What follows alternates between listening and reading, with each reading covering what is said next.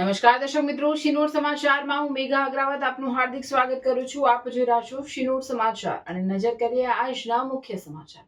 વડોદરા જિલ્લાના શિનોર તાલુકાના પુનિયાદ ગામના વતની જનસંઘ રાષ્ટ્રીય સ્વયંસેવક સંઘ અને ભાજપના સમર્પિત કાર્યકર તેમજ સહકારી ક્ષેત્રના અગ્રણી આગેવાન ચંદ્રવદન પટેલના અવસાન પર દેશના વડાપ્રધાન નરેન્દ્ર મોદીએ શોક સંદેશ પાઠવી ભાવભીની શ્રદ્ધાંજલિ અર્પણ કરી છે।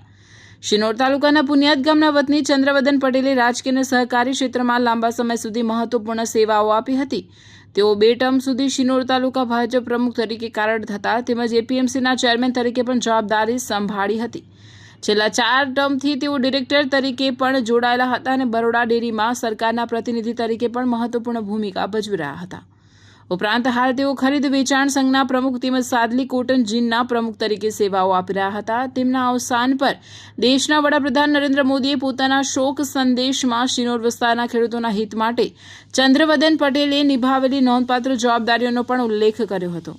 તેમની લોકસેવા સંગઠન પ્રત્યેની નિષ્ઠા અને સેવાભાવી વ્યક્તિત્વને યાદ કરતા વડાપ્રધાને જણાવ્યું હતું કે તેમની વિદાયથી પક્ષે એક સાચા અને સમર્પિત કાર્યકરની ખોટ અનુભવે છે। ચંદ્રવદન પટેલના અવસાનથી પુનિયાદ ગામ સહિત સમગ્ર શિનોર પંથકમાં શોકની લાગણી વ્યાપી ગઈ છે અને વિવિધ રાજકીય, સામાજિક તથા સહકારી આગેવાનો દ્વારા તેમને ભાવભીની શ્રદ્ધાંજલિ અર્પણ કરવામાં આવી રહી છે। રિપોર્ટર સંજય ખત્રી, શિનોર સમાચાર ન્યૂઝ, શિનોર।